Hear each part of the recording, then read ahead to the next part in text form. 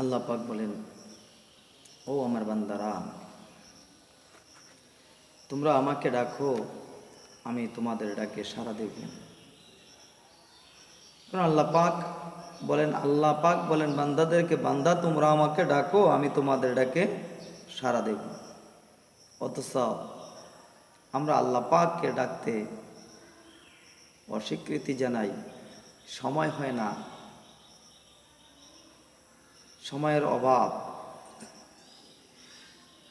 দুনিয়ার মানুষ যেদিন এই দেহ থেকে প্রাণ পাখিটা বাহির হয়ে যাবে, সেদিন সময়টা কিভাবে হবে? আল্লাহ পাক বলেন, قال الله تعالى ادعوني استجب لكم। আল্লাহ তাআলা বলেন, ও আমার বান্দারা,